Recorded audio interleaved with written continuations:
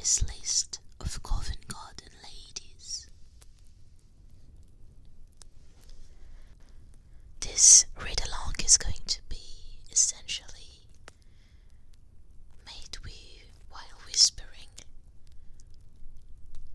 Unfortunately, as it is alive, well, sometimes some noises might be too high, and I think, for example, right now it might be. So let me try to get my volume under control. Okay, this seems better. Yeah, this seems better. So, you might wonder, what exactly is the Ari's list of Covent Garden ladies? Looking at the Wikipedia page, we can see that the Ari's list of Covent Garden ladies, published from 1760 to 1794, was an annual directory of prostitutes then working in Georgian London. So, due to term of services, I will not read the most racy entries of the list, and we will focus on the other ones. Most of them are a description of the ladies working at the time in Covent Garden in London. Wikipedia goes on. A small pocket book, it was printed and published in Covent Garden and sold for 2 shillings and 6pence. A contemporary report of 1791 estimates its circulation at about 8,000 copies annually. Each edition contains entries describing the physical appearance and sexual speciality of about 120 to 190 prostitutes who worked in and around Covent Garden. Through their erotic prose, the list's entries review some of these women in lurid detail. While most compliment the subject, some are critical of bad habits, and a few women are even treated as pariah, perhaps having fallen out of favor with the list authors, who are never revealed. Samuel Derrick is the man normally credited for the design of Ari's list, possibly having been inspired by the activity of a Covent Garden pimp, Jack Aris. A Grub Street hack, Derrick may have written the list from 1760 until his death in 1769. Thereafter, the annual's author are unknown. Throughout its print run, it was published pseudonymously by I.H. Ranger, although from the late 1780s it was printed by 3 men, John and James Roach and John Etkin. As the public opinions began to turn against London's sex trade, and with reformers petitioning the authorities to take action, those involved in the release of Ari's list were in 1795 fined and imprisoned. That year's edition was the last to be published. By then, its content was cruder, lacking the originality of earlier versions. Modern writers tend to view Ari's list as erotica. In the word of one author, it was designed for solitary sexual enjoyment. So this is what Wikipedia tells us about the book. As you might have probably noticed, you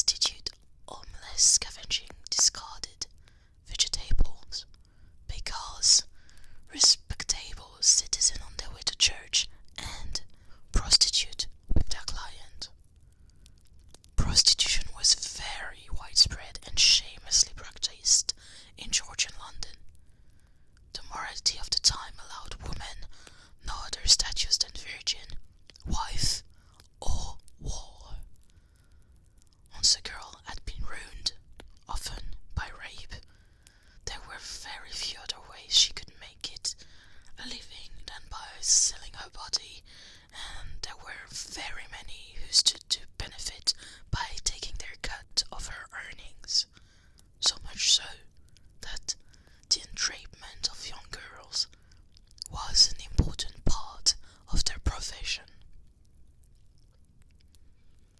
For the clients, there was a very wide choice, from high-class girls in their own house to wretched street walkers ready to perform in an alleyway for sixpence. Turnover was high. Drink, imprisonment, and venereal diseases took a rapid toll. Hogarth Moore Ackerbout was entrapped into prostitution at 17 and was dead of syphilis at 24. Every year there would be the arrival of new faces and the departure of old ones. There was thus a gap in the market for a guidebook for the use of clients.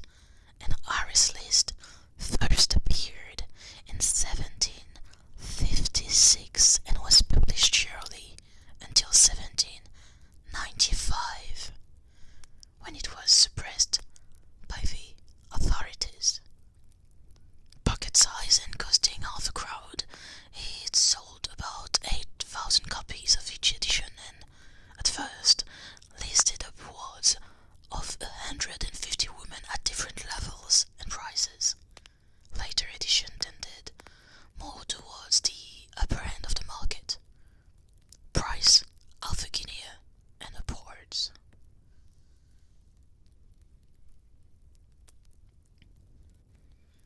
Harris list of Covent Garden ladies.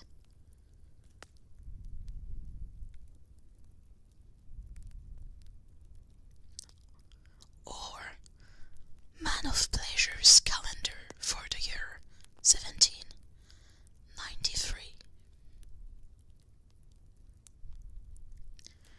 Miss D, number 22, Upper Newman Street. Artful ways beguile the implicit rake. This is a fine, lively girl, about 21, rather above the middle size, gently made, has several good friends, but is much attached to young Mr. B, the lottery office keeper, who is now in prison, where she often visits him, is ever obliging and seldom out of humor, understands a great deal of her business, and never fails to please. She enjoys her favourite man with ecstasy and pleases with cold indifference, managed by heart the rest of her votaries, who are content with thinking they have fathomed the deepest part of a girl so replete with sensation.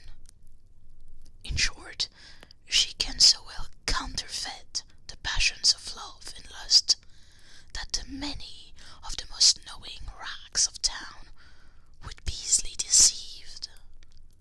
This lady occupies the parlour.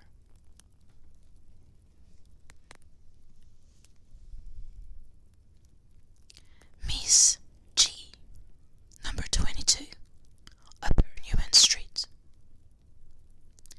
If pods can conquer great and small, sure, and Godfrey must need do all. This lady is a kind of boatswain in her way, and when she speaks, every word is uttered with a thundering and vociferous tone. She is a fine, lively little girl, about 22, very fond of dancing, has dark eyes and hair, well-shaped, and an exceeding good bedfellow. Will take brandy with anyone, or drink, and swear, and, though but little, will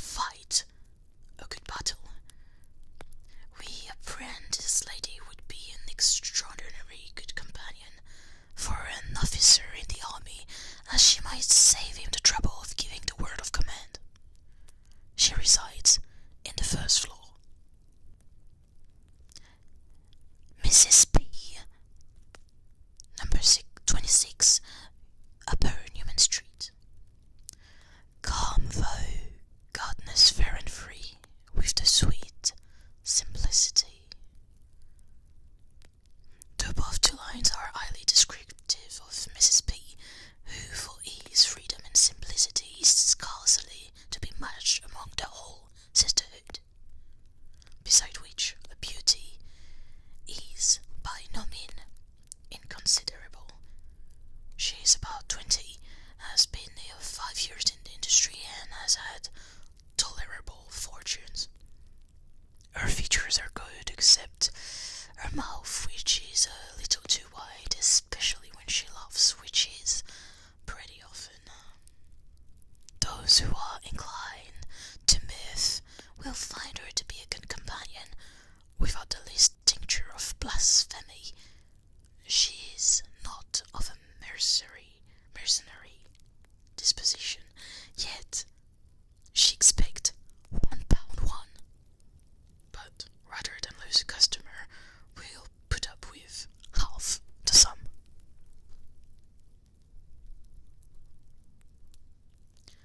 Mrs. R, number 66, Queen Anne Street East.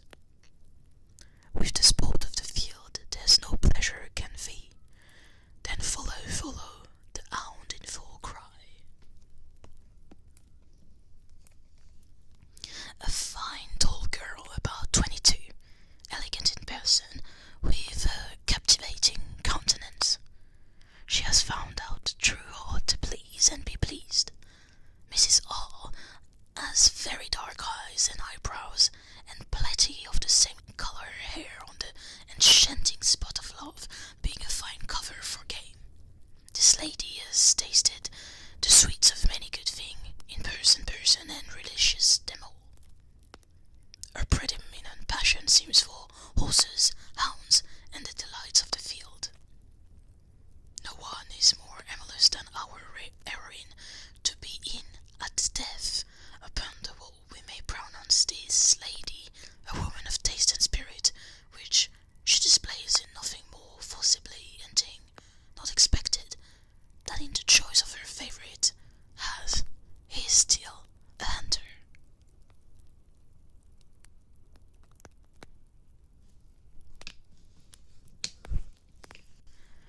Mrs. L, number 3, Salisbury Street, Strand. Since we mortal lovers are, ask not how long our love will last, but while it does, let us take care each minute be with pleasure past. This is a fine plump girl with dark hair, large eyes, and dark eyebrows. It is a very great misfortune for ladies who depends on the public for support to be liable to a particular attachment where interest is out of the question, for it has been a great detriment to this lady when she has had good keepers who have discovered her intrigue merely through her own carelessness and have discarded her. As her circumstances are particularly fluctuating, so her dress is answerable to them. She is, upon the whole, an agreeable woman, and we make no doubt might live exceeding genteel were she more guarded in her conduct, and keep herself from falling in love where there is no pecuniary view. However, at present, she is in keeping with Mr. B, a counsellor in the... but will not lose the enjoyments of other friends who may fall in her way.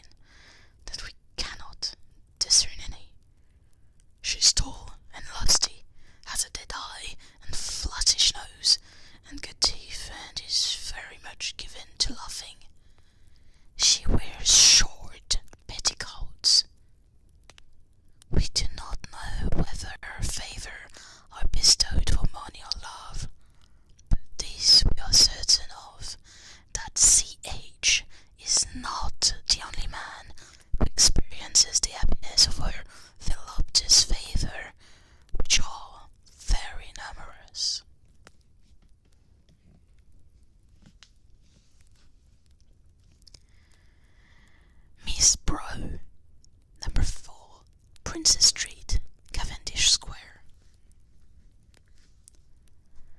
Say, lovely youth, who thus does betray my easy faith and led my heart astray.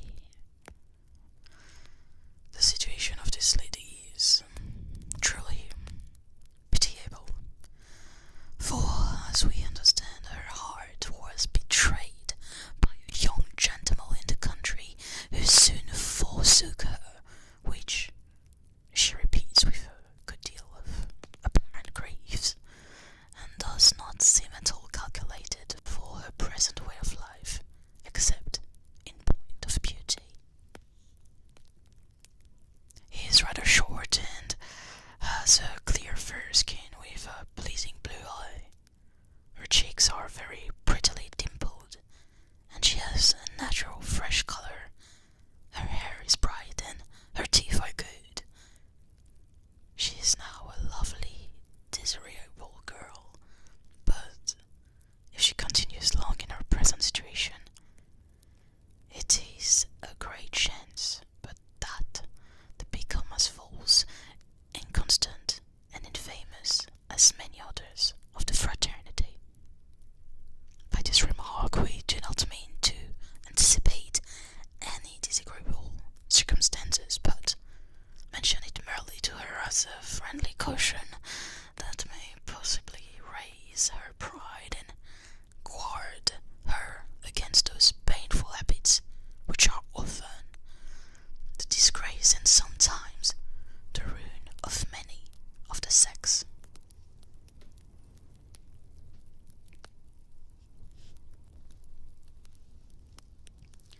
Miss Dav, number 28, Margaret Street, Oxford Market. Is a fine, tall, young woman of about 18, has a fair complexion and excellent features. Her mouth is small and looks, when closed, like a rose when it begins to bud. Her eyes, however, are no great advantage to her, as they are small and grey. She has the character of a spirited, spitefully fond bedfellow that will keep her spark to the mark of business as long as he has the strength to follow his labour with any pleasure or ability. She is seldom guilty of those vices which have so frequently censured and which defile the sex more than any other, women drinking and swearing.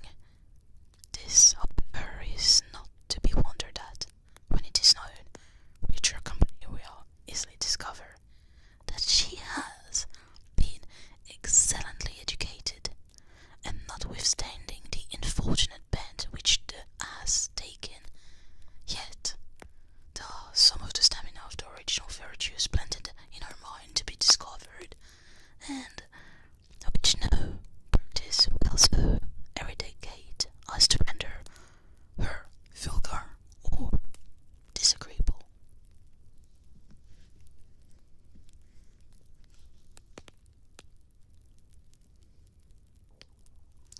Miss S, number 44, Margaret Street, Cavendish Square.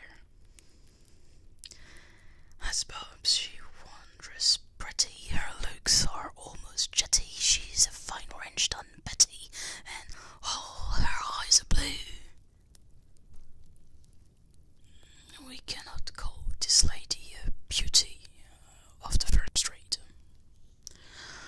She is what may be determined pretty, but nothing extraordinary, and though she cannot boast of all those external grace which distinguish the beauties of some lady, yet I've heard, when she is engaged in her business, there are very few who are her superior.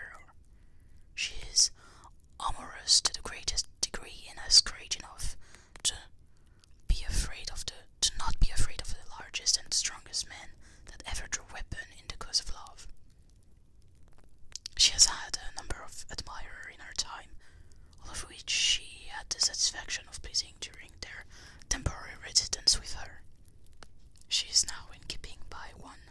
Mr. B, who is not a little enamored by her. A person is of the middling fine, little black eyes, black hair, very fine teeth, and is altogether very agreeable.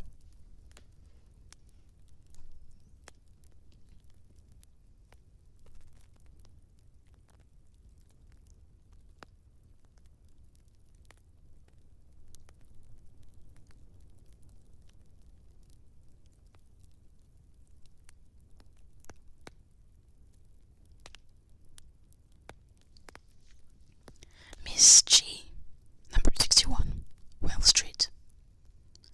Every woman has not the same talent to please alike, yet all have some peculiar to themselves. The one sings, another dances with a peculiar grace.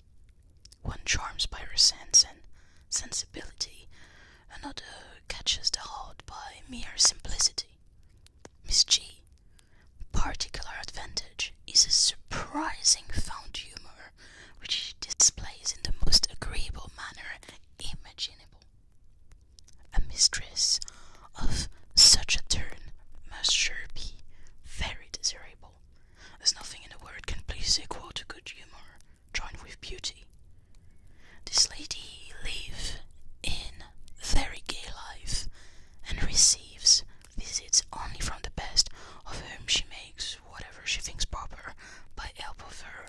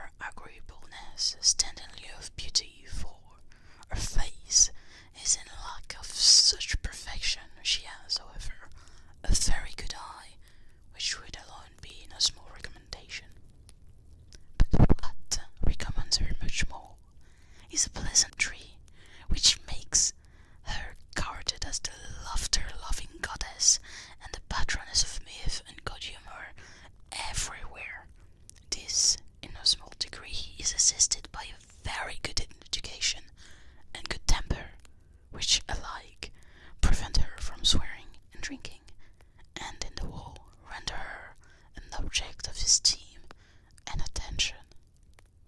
She is about 20 years of age and ever satisfied with a single guinea.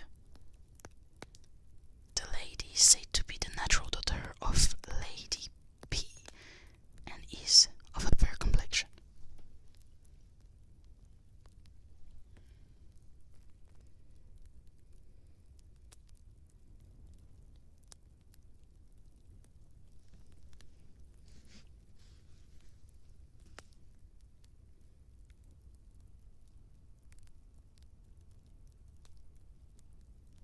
Miss T, number 12, Crest Street.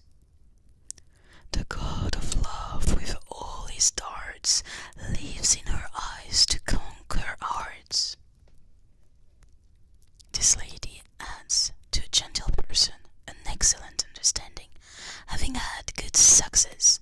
They has been prudent enough to be saving, so as to enable herself to appear in an elegant manner and to be provided in case of an emergency.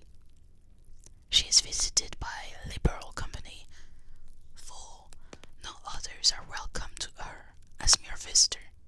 She is about 20 years of fair face, with delicate and well-formed features. Her forehead is beautifully spacious, and has a very handsome mouth with good teeth, and is an almost constant attendant of the place of amusement where she is well known by the men of pleasure and is held in estimation by them, being universally allowed to be a very desirable woman.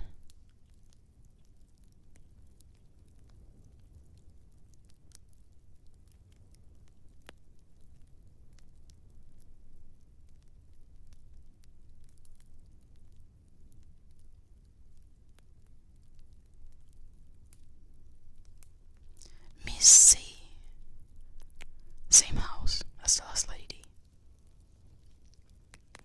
Heaven in her eyes, in every emotion, ecstasy and love.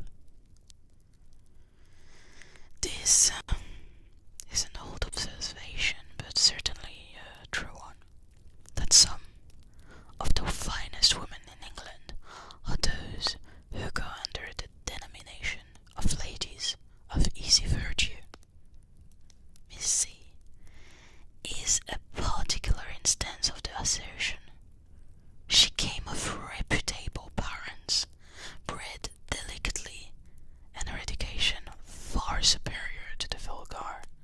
Yet, the address of a designing villain too soon found means to ruin her, forsaken by her friend, pierced by shame and necessity. She had no other alternative than to turn. Let the reader guess what. She was long a favourite among the great, but some misconduct of hers, not to be accounted for, reduced to the servile and distasteful fate of turning common.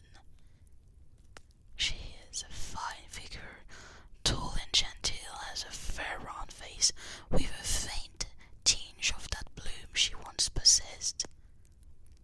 Is rather melancholy, till inspired with a glass, and then is very entertaining company. She lodges on the first floor, however, with the assistance of the last lady, who lives in the parlour. They sport a chariot, but sometimes the wheels get off, owing, we suppose, to the cash being low.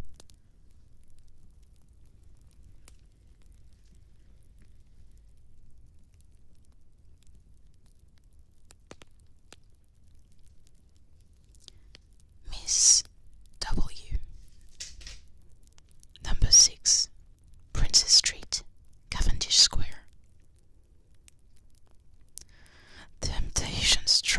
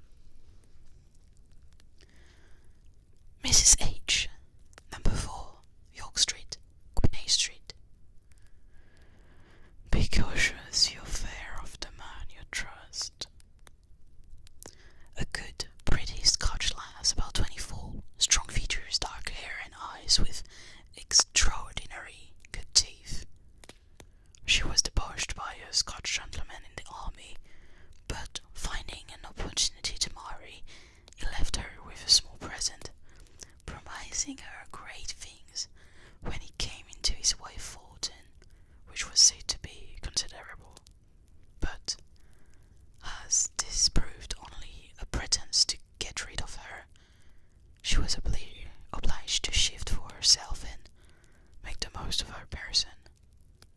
She has some extraordinary good acquaintance, and those as well as most of her sisterhood. She is always to be seen at the parlour window. Her price is £1.1, but, like many other of the fraternities, will not turn her back on the less sum.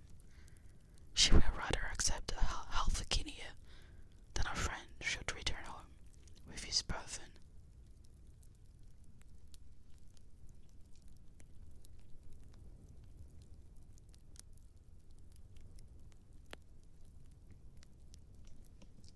Miss G, number 59, South Morland Street.